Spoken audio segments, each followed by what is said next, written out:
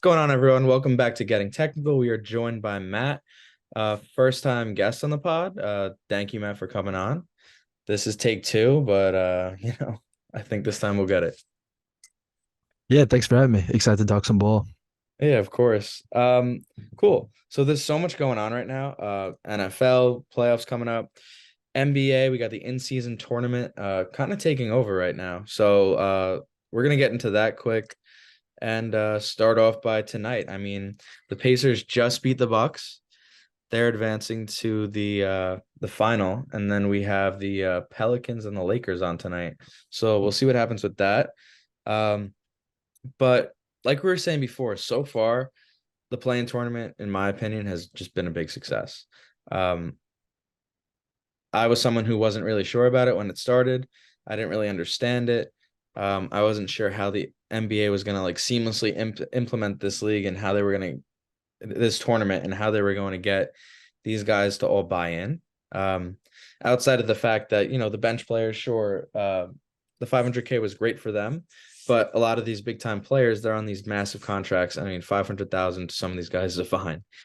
Um, but yeah, so far it's been great. You've seen the playoff atmosphere. The stadiums have been rocking. The players seem super into it, especially the bench. And it's just a nice way to start off the NBA season because normally the regular season in the NBA has become so boring. These guys really just play for the playoffs. Um, but outside of that, yeah, I mean, I'm super pumped about it. What are you even thinking about it? Yeah, I think that a lot of the guys were unsure at first, but once it started, once they saw the different courts and the competitive juices got flowing, I think that's when they really start to take it seriously. And yeah, I think it's been a huge success, can't complain about playoff basketball in November. And maybe this will be the final exclamation point on LeBron's legacy if he wins. Yeah, he did say, right, that it's something he wants to add to his resume, winning this thing. Um, I mean, do you think that like in NBA history, like in the record books, do you think that they'll be like, oh, LeBron won the play, and like would it change his legacy in any way? I don't think it would, but No, no, I don't think so either. probably just something that he just wants to have his name another thing. I won the first NBA play-in tournament. Yep. Or the in-season tournament. It just the whole name confuses me still. But Yeah. we were talking about this before. Just want to go over it again quickly.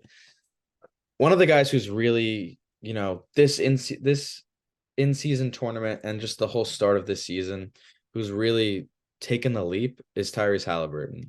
Um, Over his last 10 games, he's averaging 29.6 points per game, 12.4 assists per game, 4.1 rebounds a game, and he's doing that while averaging 1.9 turnovers a game. Um, and shooting 54% from the field. He's been one of those guys that's really taken his game to the next level this year. And the craziest thing about what he's doing is the efficiency and how he's taking such good care of the ball with such high usage. Normally, guys like Russell Westbrook or some of these guys who are always have the ball, while they're still great and they do all these amazing things, like turnovers are still usually a part of their game. It's something you kind of take with all the good. Like there's a little bit of bad mixed in. They turn the ball over. They're always trying to make something happen. He's been able to do this without doing that. And I think that's what's so unprecedented about it. And it's what right now is separating him into a clear top 5 point guard in the league right now. Yeah, and it's he has the high usage, and it's not like the Pacers are playing slow, not a lot of possessions, using the whole shot clock. They're one of the fastest teams in the league, so they're just getting more possessions, they're putting up more shots, and the fact that his turnover numbers are still that low on a team that likes to run and gun, likes to really move in transition, I think that's even more impressive. And Tyrese Haliburton is a superstar, just plain and simple, and I think he's gonna be for a very long time. Yeah, it makes you think like he's pretty much last year, I'd say he was probably easily in the top 10 point guard conversation. And now it's pretty much, I feel like a top four, right? You have Steph at one, Luca, you can make the argument for. Then you've had Shea, who was an all NBA first team guy last year. He's off to another amazing start. Uh, and then it seems like you kind of have to put Halliburton in there. there's a bunch of Have other to. great guards who are like kind of in maybe the tier right below him. But last year, him and Brunson were kind of being compared a lot, and we both love Brunson and think he's one of the better, more underrated players in the league. But I think based on what's happening right now, you have to give the edge to Halliburton. He's playing better than pretty much anyone. He's honestly, in my opinion, probably right now, I'd put him as a first team All NBA guy. Yeah, I think you have to. And I think that Brunson, while he doesn't have the usage that Tyrese Haliburton has, because Brunson also has Randall and and a better supporting cast. I think Tyrese Haliburton has definitely proved that he's better than Brunson, which is tough to say, but he's just been so impressive. He like on that Pacers team with like not a ton of talent, a bunch of young guys, but like no one on that team you can give the ball to and tell them to get their own bucket except for Tyrese Haliburton. And the fact that he's put up 15 assists with zero turnovers, that's nuts. Absolutely crazy. Yeah. And since we just brought it up, kind of, I did want to segue into the Knicks, um, and kind of talk about just what's going on with them. They seem to be, one of the they're one of the teams that have, I feel like, the most like broad range of talent. Like I don't really think they play anyone who's bad. Like, and I remember Chris Vernon, who's on the Ringer NBA show. He's also like a media guy for the Grizzlies. Um, but he was talking about the Clippers years ago before they made the trade for Harden and or not well, not the Harden trade, before they made the trade for Paul George and signed Kawhi. And their team, they lost to the Warriors, whatever, one of the more talented teams that we've ever seen. But they were a lot of fun and they surprised a lot of people. And one of the things about their team that stood out was everyone who played was a good player. They didn't have the star talent that some of these other teams have and what you kind of need in the NBA, but every guy who went in, you could trust. And the Knicks are kind of in that position with obviously a little bit more talent when you look at Brunson, who's proven to be top 20, 25 player, Randall, who's a top 35, 40 player, RJ, who got off to a really great start this year, had the migraines. He hasn't looked the same since. Um, but, you know, then they've got all these bench guys who you look at IQ, he has amazing games, and then he has games where he just kind of disappears. Dante DiVincenzo has been great for them this year. Josh Hart is another hit and miss guy on offense. And then Quentin Grimes has just been kind of falling apart this year. And he's one of those young guys that the Knicks had so much faith in. There are the rumors going around that he was off the table, like he was untouchable in the Donovan Mitchell potential trade. Um, but there's so many like all-star, like are they gonna trade for superstar rumors? Do you think that they'll make a trade this year, like a big splash, or just wait? Because personally, I don't think that there's the trade out there right now. I think that right now there's not going to be, but I think the Knicks have to make a big trade. I think that they have the pieces to do that. They saved the draft capital. They have a ton of good young players, and I think that you have to, or else you're just going to be stuck in the middle. And like all those Clippers teams, none of them went over the hump, and they knew that, and that's why they got superstars. And although they still haven't gotten over the hump, they're closer now, and their ceiling is higher than what it was. So I think that the Knicks have to do that.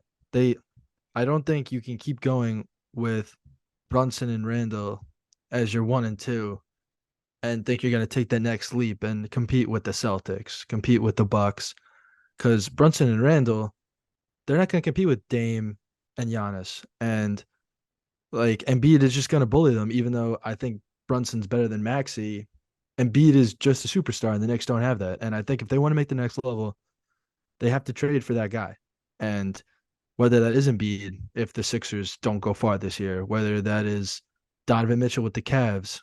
There's some reports that maybe they're looking to move him. And obviously he wants to be in New York. He thought he was going to be in New York before he went to the Cavs. And I think that that would be the guy that I would want the Knicks to get if I was them.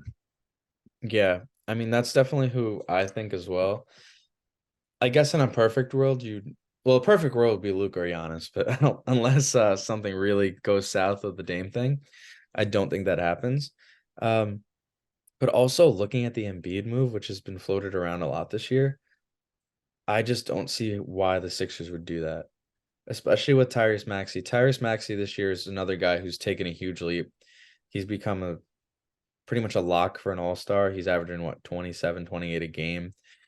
They're winning a lot. Tobias Harris looks better now that Harden's out of there. Like a few guys have more established roles. So, yeah, I mean, I just personally I don't think the Knicks have the trade this year. I just don't think the right guys are going to become available. Like I think maybe in the offseason, if everything goes south in Cleveland, Donovan Mitchell could become available. So I think right now for the Knicks, it's kind of just like they're kind of in that no man's land. It's like for them to really make a run in the playoffs, certain things just have to happen. And obviously this is for every team, but for the Knicks, Brunson has to be great. Randall has to show up. He has to be good. He doesn't have to be amazing. He has to be really good though. Uh, RJ has to be good. He took the leap in the playoffs last year. And then it's about the other guys. Who's going to show up? Is Mitchell Robinson going to show up like he did in Cleveland? Or is he going to fall apart like he did in Miami? Granted, he may have been hurt. Emmanuel Quickly, another guy. I mean, he was so important to them in the regular season, and then in the playoffs, he disappeared. Another guy who you can make the case that he was hurt, but I don't know. They've got a lot of talent. They don't have the top talent. Um, I don't know. It's kind of a weird situation, and I don't think I'd want to be in the situation of Leon Rose right now. Yeah, I think a lot of those guys you're saying that in the playoffs they get hurt. I think Tom Thibodeau's rotations just are not good. I think that for in the regular season at least, I think that he's pushing his starters a little too hard, especially Randall. And I think that a guy like Grimes isn't really showing what he can do because the ball is always in Brunson or Randall's hands, which is like, okay, that's your superstars, but it's okay to play them 4 to 5 less minutes a game. Like you shouldn't be playing your stars 40 minutes a game when like there's when you're expected to make the playoffs and you're expected to make a deep run, but you're just putting all these wear and tear in your guys. I just really don't like that. And I think that if they want to see Grimes more, like he never has the ball to make his own shot. He's always just sitting in the corner. And I think that he can do that and make his own shot, but I think he's just not getting those reps. And although he's like great on defense, I think he's got to do that. And quickly, I think part of quickly is he has to get in like a rhythm and a groove. And being on the bench kind of it makes it tough for him to get in that rhythm. And although it's hard to take the ball out of Brunson's hands, I think in the regular season at least give quickly more minutes. Let him earn that extension that he wants as a restricted free agent coming up that you didn't give him last offseason. So if I was the Knicks, I would wait for a trade because I think eventually Donovan Mitchell or like I know the Sixers wouldn't want to right now, but because they're rolling, but Embiid is eventually gonna request a trade, and that's who you got to go after. And I would do that, and I would play the starters a couple less minutes, give the bench guys and the young guys more burn and more time handling the ball. And if I was the Knicks, that would be the plan. But Tom Thibodeau is going to run Julius Randle into the ground. So, and we don't have a backup power forward, so that's going to be awesome when he when he eventually does get hurt because he's getting run to the ground every night. And I think, but also like part of the reason why I feel like Tibbs has to play this is like another thing I wanted to bring up is like the East versus the West. Remember, I mean, a few years back, everyone would talk about how big of a joke the East is.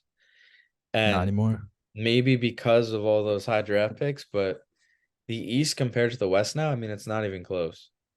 If you look at, the top 10 teams in the East, the top 10 teams in the East, the Hawks are in 10th right now, and they're in 9 and 11. The Rockets are 9 and 9. But at the same time, the Cavs are 12 and 8, and honestly, probably better than their record shows, and they're in the 8th seed. I mean, you can make a case that the Cavs would be the fourth, fifth best team in the West.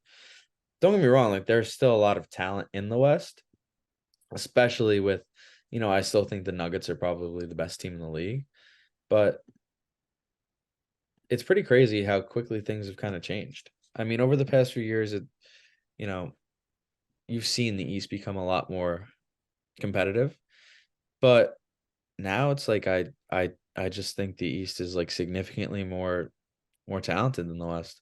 Outside of the Nuggets, I think the second, third, maybe fourth best teams are all in the Eastern Conference right now. Yeah, yeah, I'd agree. I don't think that there's a team in the West you'd put over those top three teams in the East for sure. So I get the point that the Knicks have to play their top guys more to try to like hang with them, but I think that even just taking 3 to 4 minutes off their top guys, I think that that would make a huge difference come playoff time Yeah, because those those add up, you know. yeah. If you could right now, starting from five, who do you think your top five teams in the league are right now? Um, Top five teams in the league, I would go one, the Nuggets, two, Celtics, three, Bucks, four, Sixers, and then five, I'd probably go the Lakers, just because I I honestly do trust LeBron, and I think he knows that this is that he's almost at the end, and I think he's come playoff time gonna be really dangerous to see for sure. Yeah, I agree. I think for me, I would also have the Lakers at five. Um, Wait, let me restart that actually. Yeah, so I mean, for me, my top five teams in the NBA right now, I think the Lakers would be at five, like you. I'm tempted to throw the Timberwolves in there, but I think I'll go Sixers at four, Bucks at three, Celtics two, Nuggets one. I just think for me right now, Jamal Adams, Jamal Murray's been hurt. And even with that, I just feel like the Nuggets are just like still kind of finding ways to win. But more than anything, it's just the fact that they have Jokic. I think when it comes down to it, he's just matchup proof. I've heard some people Mhm. talking about like seeing the Timberwolves in the playoffs and like Rudy Gobert and Karl Anthony Towns and stuff like that, potentially like their size making it hard for Jokic. But at the end of the day, I think he proved last year and just how he's just continuously played for the past few years that you really can't stop him. And that Yeah. team has adapted so much around him, so well around him, with Aaron Gordon finally finding out exactly kind of where he is, where he fits on that team. Contavious Caldwell Pope, another guy that you just trust late in the game. Jamal Murray obviously proved it last year. He's one of the better guards in the league. And then, you have Michael Porter Jr., who is mainly a scoring option, but I mean, the guy can go off for 30 any night. They have just so much talent and it fits so well around him, and they're well coached with Malone. But yeah, like you, I find it hard to I actually place the future on the Nuggets. So I think that I'm all in on thinking the Nuggets are the best team in the league right now. Yeah, I placed a future on them last year and they're plus 800, and I was very proud of that bet.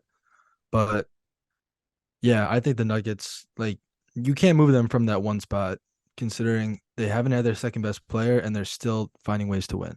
Yeah, Like it is just nuts. So they are the best team in the league until proven otherwise. 100%. Even though the Celtics probably They have the top to most bottom talent, have the right? best So, yeah, roster, but Jokic just soars above anyone on the Celtics. So agree. Final NBA thought. The Bulls are pretty much confirmed like selling. I know Levine he just got hurt. I think he's going to be out for like 4 to 6 weeks. But it seems pretty apparent that by the trade deadline, either Levine, DeRozan, Caruso, or all three of them will be moved. Uh, where do you think the best spot for some of those guys are? To me, I've seen the Kings mainly for Levine. Um, I've heard the Lakers are interested in those guys as well, or just bring Caruso back alone. Um, To be honest, for me, like the most interesting piece would be where Caruso goes, as weird as that sounds. I just think like he's a plug and play to any championship contender. He's going to play amazing defense. He's going to hit big shots. He's just a guy who's proven that he's built for that moment. Last year and with the Bulls, he's kind of had some injuries, but when he's on the court, he is one of the more underrated players in the league, in my opinion. So I think he's to me the guy who I'm looking at. Like I think like he can really swing a team. As crazy as that like might sound, I think guys like Levine and DeRozan, because they need to be involved with the ball so much on offense, I think it's going to be a little bit more difficult to fit them in. But yeah, I mean, is there a specific spot you think you'd like to see any of those guys? Well, I think that the spot that I would like to see someone go to is the Kings. And you mentioned it before, but I think Fox, Sabonis, and then one more really, really talented guy, whether that's Levine or DeMar DeRozan, even though I think it's leaning towards Levine, I think one of those guys could actually push them over the top.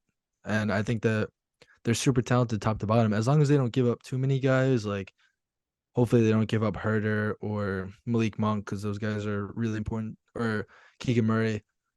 If they don't give up any of those three, they keep Fox and Sabonis. I think that that can really push them to really challenge the Nuggets in the West, honestly. And um, although Jokic is matchup proof, if the Kings get hot for a series, you never know, especially with Levine. Although he is a little streaky, but I would really love to see him on the Kings. And back to your point about Caruso, I think every team needs a guy like that, and I agree with you that where he goes is going to be very important. Like I know the Lakers want him. There's been reports about that, but it's like Bruce Brown last year in the playoffs. Like he made like championship winning plays, and he pushed the Nuggets over the top in some games because he just made plays when you needed it, and that's the kind of guy that Caruso is. And I think that the Lakers could use him for sure, and I think that that's really important for a championship team is guys like that who know their role, who will make those championship winning plays for sure. Yeah, definitely. So yeah, I mean, should be cool to see where they go. I think a spot that could be cool. I don't know about their assets, but I would love to see Caruso on the Bucks. Um, Once they lost Drew, they kind of, they lost a little bit of, not a little bit, a lot of their defensive identity, especially getting a guy like Dame who's so offensively focused. One of the things, the Bucks really right now have to do is outscore you. I mean, you saw what they did the Knicks the other day. They scored 143 points. They still gave up 122. Um, so, for them, they have some guys who can defend at a high level. They have Giannis, who's a defensive player of the year. They have Brook Lopez, who's a finalist last year, who's a great rim protector. But I think on the perimeter, they're missing something right now. And I'm not sure what a guy like Alex Caruso would cost. But I think for a team like that, that really needs to work on their defensive identity, I think Caruso would be a really good fit, especially because going onto that team, you don't need to really produce offensively. He can, but what he does best in is defending, creating turnovers, all these things, hitting big shots, spot up shots. He can obviously drive as well, but yeah, I think to me that sticks out as like a team where I think he could really, if Caruso was on the Bucks, I personally right now I would say the Celtics are my favorite to win the East. I think Caruso could swing that. I think it's super close, but I think Caruso could swing that, or at least in my opinion, make them about equal. Yeah. No, I think the loss of Drew Holiday is really showing this year on the perimeter for the Bucks for sure. And I think that they don't really have that defensive guard that they normally do. Like a couple years ago, it was PJ Tucker, and they had Drew Holiday, who was there for years, and they don't really have that anymore. They just have Dame, whose defense is not amazing. So I think that a guy like Caruso could really push them over the edge for sure. Yeah. So we'll see. I'd like to start talking about the NFL now. I mean, week 14 is coming up. The playoffs are basically around the corner. Before we know it, we're gonna be headed towards the Super Bowl. So, yeah, I mean, right now we got the Pats going up against the Steelers, which is a snooze fest. It's 21-10 Pats. But yeah, I mean, right now for you, who are some of the top teams in the league? Like, who do you think are the true contenders? Because to me, right now, it seems like there's a select few that are just kind of far and away better than all the rest. I would say it's the Eagles, the Niners, and probably the Cowboys. To me, those three are the teams that have really just stood out, um, especially as of late. I mean, we just saw what the Niners did to the Eagles, but Jalen Hurts, he's just a winner. That defense has been sketchy, but their offense is insane. Then you look at the Niners and Brock Purdy's having all three of those quarterbacks are pretty much having MVP caliber seasons. You see what he's done. Obviously, he's got an immense amount of talent around him with CMC, who's the clear best running back in the league. Debo is playing amazing. Kittle, great. Ayuk, great. Trent Williams is probably the best offensive lineman in the NFL. And then you got Dak and the Cowboys. And one of the things I also wanted to bring up about with Dak was because to me right now, I think Dak Prescott's the MVP. In his last 6 games, he's got a passer rating of 123.1. He's thrown for 1,900 yards, 20 touchdowns, and 2 interceptions in the last 6 games. Um, he's just been insane. Him and CD are like taking over. I mean, a few weeks back, before this run started, people were questioning CD. They were talking about he really was having a poor season. And I mean, in these 6 weeks, I think he's like number one in receptions in the NFL. I think he's like top three in yards, touchdowns. He is having an insane season. And their offense honestly looks unstoppable. It seems like every time they get the ball, they're going to go down and score. And it almost feels effortless. I mean, what they did to the Commanders on Thanksgiving, obviously the Commanders have like the worst secondary we've seen in a long time. But I don't know. It just feels like Dak's on one of those runs right now. And in 6 games to throw for 20 touchdowns and 2 interceptions, it's just crazy.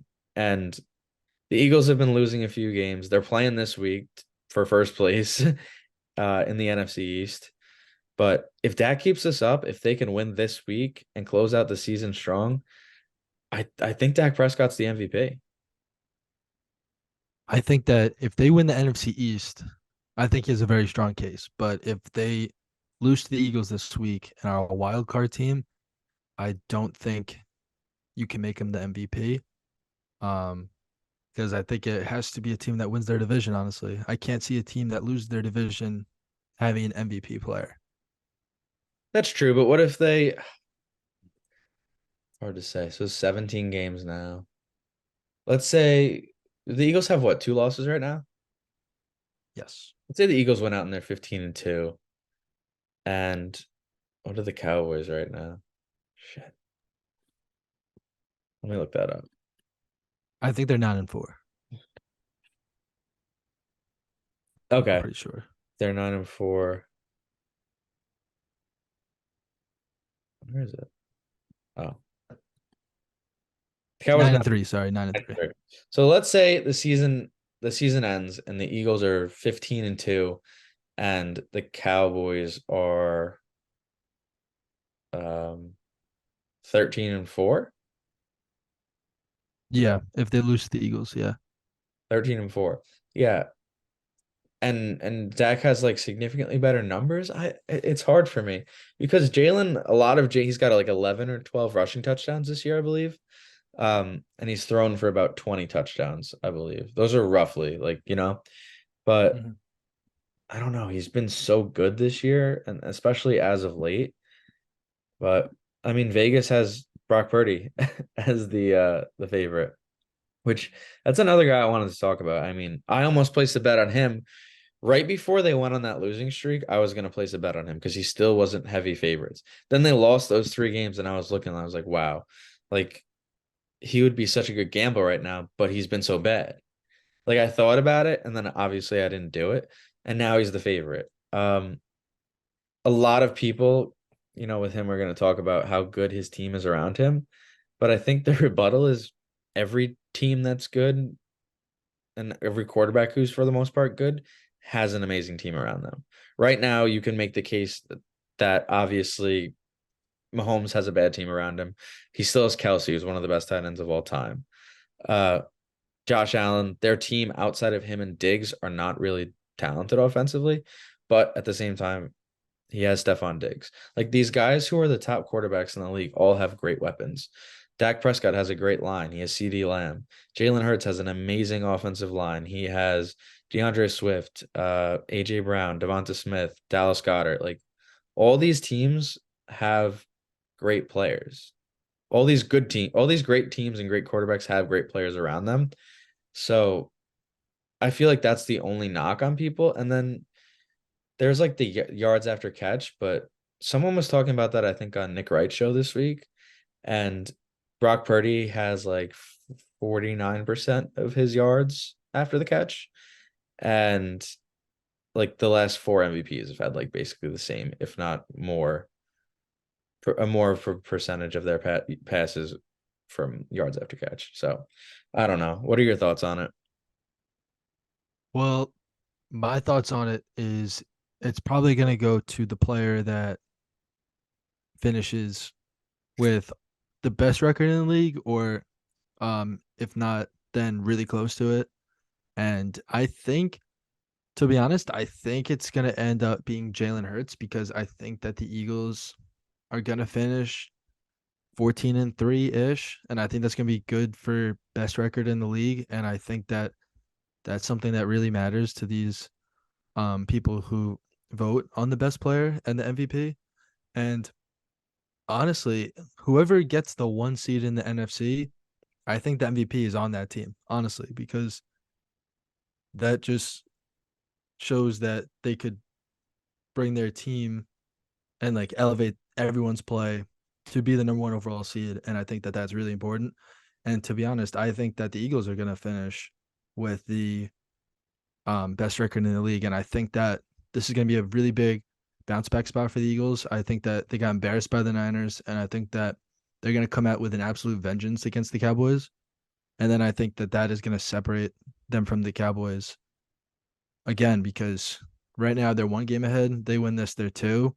And I don't think the Cowboys can come back from that deficit, especially when the Eagles have the tiebreaker. So I, me personally, I'm just speculating, but if I was going to bet on a team to finish out the year strong, it would be the Eagles or the Niners. But I just don't think Brock Purdy is that good. I think he gets elevated by his weapons. But I think that the Eagles are going to finish with the best record in the NFC. So I think that he's going to win the MVP, and that's my thought process on it. Yeah, that makes sense. It's pretty crazy how like the NFC basically has the top three teams. Yeah, and then the Chiefs It's are not even probably really going to come out of close. the AFC. Yeah, and then it's like I don't know. Obviously, Mahomes he can do anything. I mean, he beat the Eagles last year on one leg, but Yeah, um, or the Ravens, or the Ravens. I what think are the that Ravens? That's true. yeah, I don't I think trust that I don't trust the Ravens in the playoffs though. I Uh, don't, but I I also think think losing Mark Andrews is like a really big deal. yeah, yeah, but I think that the Ravens could make a run at it, and they're honestly the only team right now that I could see really challenge the Chiefs. To be honest, they're the only team that I think the Chiefs should be scared of at this moment. Yeah, I think it's pretty much proven like with the Ravens is like they can beat anyone on any given week. Like they can Yep. blow you out. Like they are that talented. When they're running the ball and everything's working with Lamar, their offense is pretty much unstoppable. But at the same time, it's like the fact that some of these games, some of their losses are just like inexcusable. Yep. Like they just don't show up. And I understand that happens with every team, but when you're supposed to be one of the best teams in the league, you're supposed to have one of the best quarterbacks in the league. You have one of the best defenses in the league. Some of these games that they like, I don't know, they're super frustrating. Um, but you know, they have the talent, and when they show up, they they show up. So if they can go on a run and get hot, I mean, yeah, they can beat anyone. So I I think I would actually probably I think if I had to pick like a team with more talent that I think like should be winning the AFC, I think I would pick the Ravens. But because Mahomes is Mahomes, I feel like he's just probably gonna come out of the AFC again. Yeah, I think that everyone's giving the Chiefs wide receivers shit because they haven't been playing well and the Chiefs just don't have great wide receivers. and people are saying that that's going to limit the Chiefs. But literally last year, they won the Super Bowl with pretty much the same wide receivers. So I think that um, the Chiefs normally hit their stride at the end of the year, and that's when they play their best ball. And at the end of the day, the best teams just know how to win. Like the Eagles to start the year, they started off really hot, and but they weren't playing very well. They were just getting wins, but they were getting ugly wins. But that's what the great teams do. They find ways to win even when they're not playing at their best. Yeah. And that's what separates the contenders from the pretenders. Like the Ravens sometimes blow games that they really shouldn't. And that's something that the Eagles wouldn't do because the Eagles just find ways to win games. And I think that that's what separates the really, really good teams from the pretenders. Yeah. We're running out of time on this one. Do you want me to end this one? We could talk about the Jets, and then I don't know if you have any locks or something. I know you're a big gambling guy. Uh, yeah, we could do that. I had the under tonight, Um, but Not looking great. yeah. Well, I got it because I look at the line Sunday night and I got it at 32 and a half, and at kickoff today was at 30. So right now it's at 31. So if no one scores, then it would hit because I placed it last Sunday. But Yeah, I mean, before we left, I did want to talk about the Jets. I mean, we're both suffering Jets fans. Um, it's gotten really bad. The whole Zach Wilson situation this week. I'm actually team Zach Wilson. I how can you not be rooting for Zach Wilson right now? That's the You thing have though. to be. It's so weird. Like he's so horrible. But then you watch these other guys and they're just even worse. And it just makes you think like even if Aaron Rodgers was healthy this year and he played the whole season, would the Jets have been any good? Like their offensive line is absolutely horrible. Outside of Garrett Wilson, they have no one who can get open. Maybe Tyler Conklin. Um, the amount of just penalties that they have that are just drive killers. Like their offense is not has no talent to begin with. And then every time they start to get something going, they get a penalty that just screws them and kills the drive. Um, it's bad. Uh, Robert Saleh looks terrible. Joe Douglas, he's drafted so well, but the team has still sucked so much, and the offensive line is so pathetic. Granted, there are injuries, but every team has injuries, and somehow this team has not been able to get an offensive line that can block anything. I mean, it's just, and then you look at the guys that Aaron Rodgers brought in. I mean, Billy Turner, right?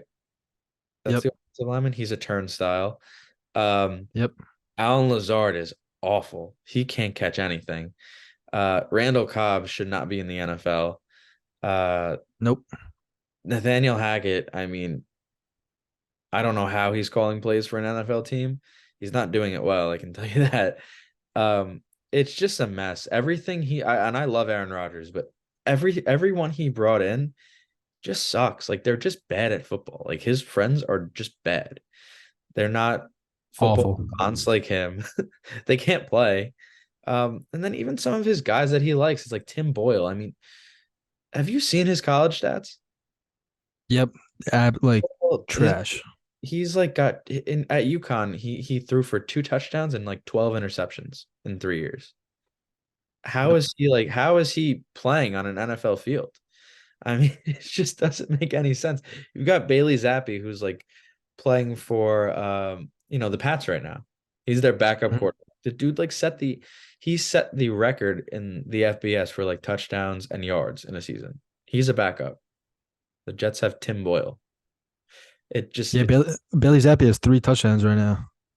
Yeah, he's pretty good. Like, but Yep. it's just the fact that like it seems like when LeBron starts to GM teams in the NBA and he's not a good GM. Le GM is bad. Like LeBron's arguably the best player of all time.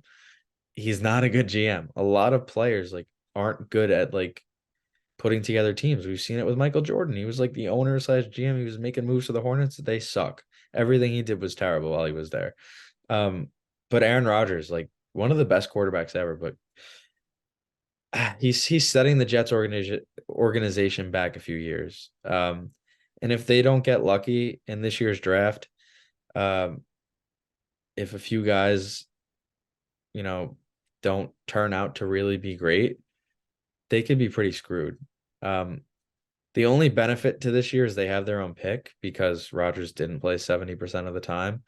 And based on the way they're playing, they're probably going to have a top five pick.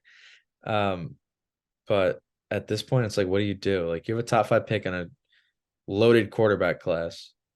Um, but you can't really draft a quarterback because Aaron Rodgers will get mad. Uh, I don't think Marvin Harrison Jr. will be available. Hopefully, there's an offensive tackle there at five. I guess. I don't know. To me as a Jets fan, I think what they need to do in this year's draft is not draft a single defensive player. Uh, Yeah, no, you can't. You can't. just This draft whole year, right. yep, this whole year was screwed the second that the Patriots traded down with the Steelers so they could take the tackle Broderick Jones, the pick ahead of the Jets, which is who they were gonna take, and then they drafted Will McDonald, who, looking back on it, they should not have taken him. He was a edge rusher, and obviously the Jets are really deep at offensive linebacker and at edge rusher. Like you don't need that guy, but you take him anyway because you don't want to reach on any lineman. And then they bring in their wide receiver too, Alan Lazard, garbage, and he only came in because Aaron Rodgers wanted him. Their wide receiver three, I don't think has more than 10 catches on the year, and I think it would be There is Randall a wide Cobb, and receiver he's two, like, wide receiver at, three retired.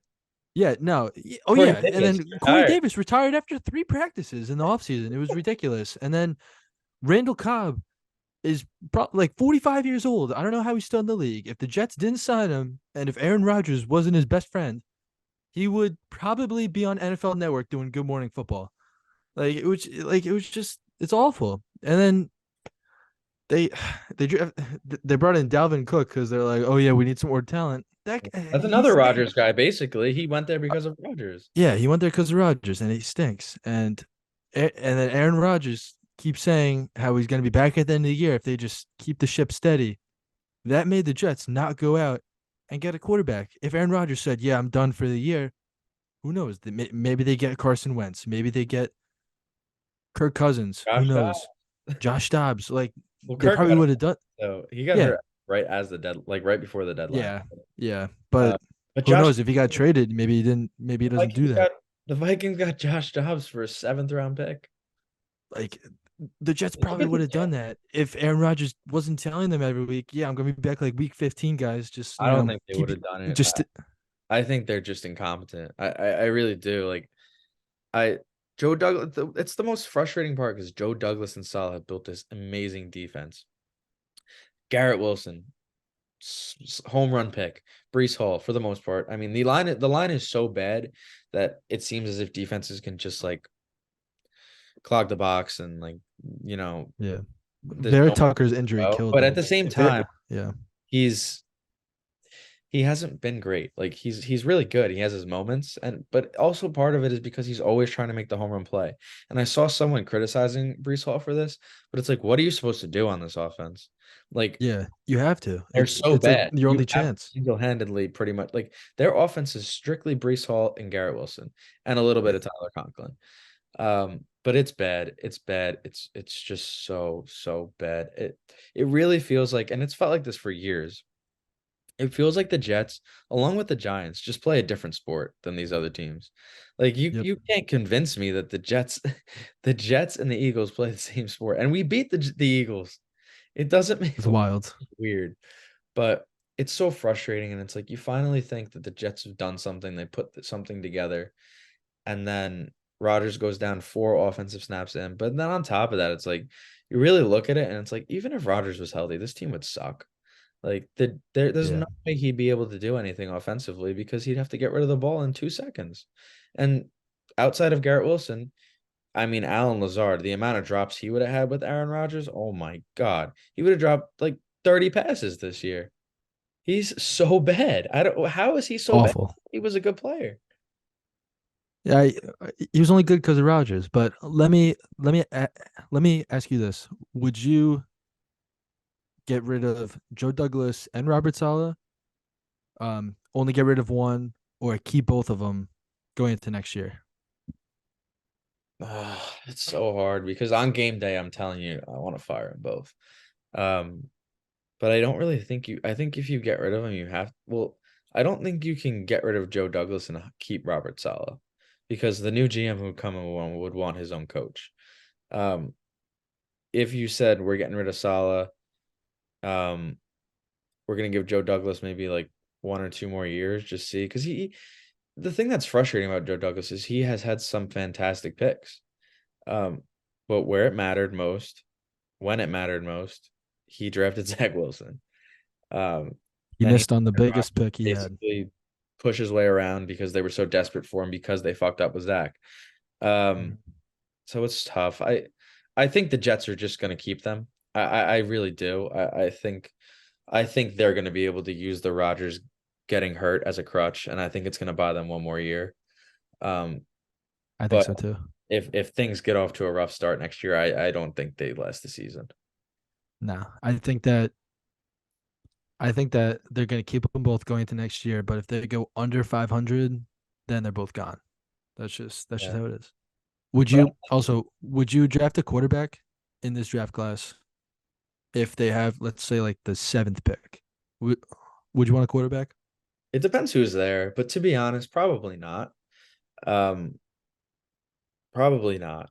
Just because at Yeah. this point, it's like at Jet as Jet fans, like we clearly can't draft a quarterback in the first round. Like we have no chance of drafting a quarterback who's going to be successful. So at this Nope. point, I think our best chance as Jet fans is pray Rodgers gets healthy.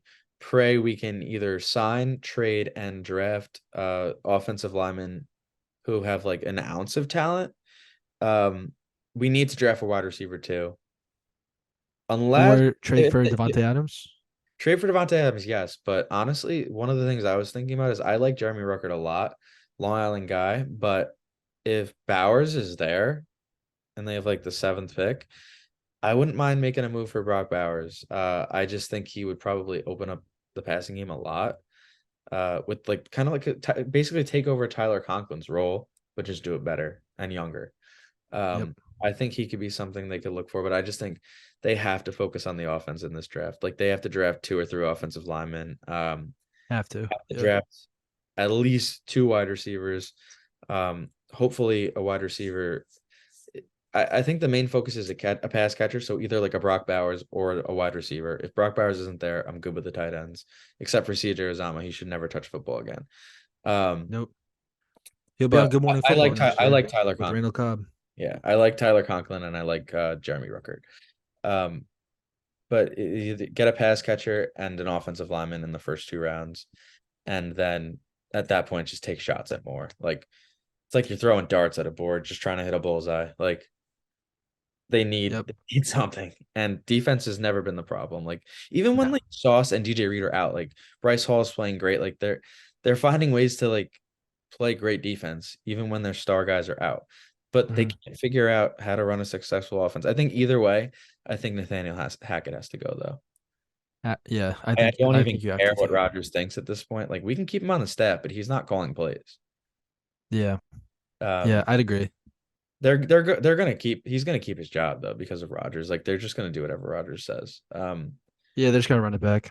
But Hope the 40-year-old quarterback doesn't get hurt again. it's frustrating. And then you got the turf at MetLife, and it's like all these guys are getting hurt.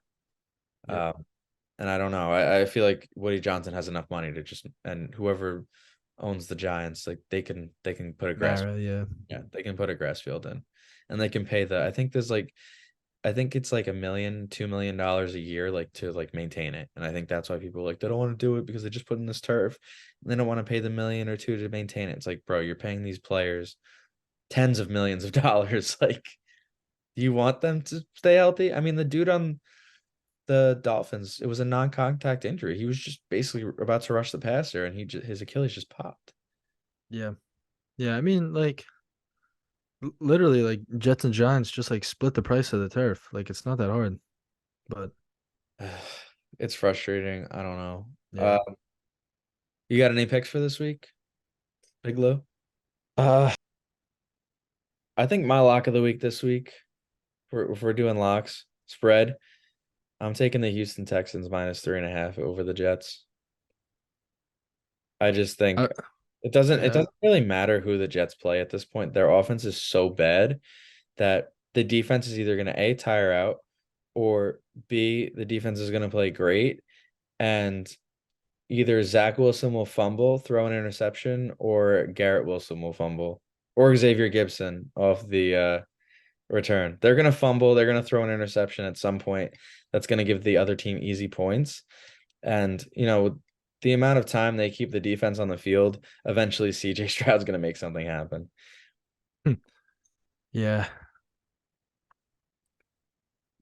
Yeah, that's probably what's gonna happen. CJ Stroud is not good at home though. They're in New York, I think. I no, I meant like he's not good on the road. Sorry. Yeah. So, do you have any locks of the week for Week 14 NFL? Yeah, so my favorite pick this week is definitely the Kansas City Chiefs. The line moved a little bit, so now it's at -1.5. But I'll give you a good stat. Patrick Mahomes and the Kansas City Chiefs are 7-0 off a loss when Kansas City has scored less than 3 touchdowns in their last game, and they're winning by an average margin of 12 points per game, and they're only 1.5 point favorites to the Bills. And this is a really good rivalry between these two teams, and it honestly should be a 3 point game. That's what the spread should be. So the fact that you're only getting 1.5 with the Chiefs in what I think is a field goal game that I think the Chiefs have the advantage in. I think that uh Patrick Mahomes, he always covers these short spreads. This is the best spot to back Mahomes. And yeah, I just don't believe in the Bills. I think that they're still really banged up. And although they're a desperate team, the chances that they make the playoffs right now are pretty slim, and they still have a really tough schedule. So I think they know that. And even though they're going to be desperate, I think that the Chiefs had the advantage in Riverhead. I mean, I think the Chiefs have the advantage in Arrowhead. And yeah, I love the Chiefs this week. Yeah. It's pretty crazy. Like it, especially with the Bills, like they've like beat obviously the Dolphins, they blew them out. Like they have such a crazy point differential, but they're just not able to win any of the close games. Like their defense seems to like never make the stop in time, or like everything has just Nope. seemed like gone wrong for them, like when they needed it to swing their way. But Yeah.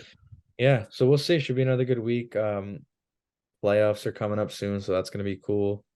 But yeah, I mean, I think that's all. Thanks for coming on. Got to do this Thanks for more. having me. It's pretty easy to For get this sure. on. So yeah, cool. Thank you guys for watching. If you made it this far, see you guys next time.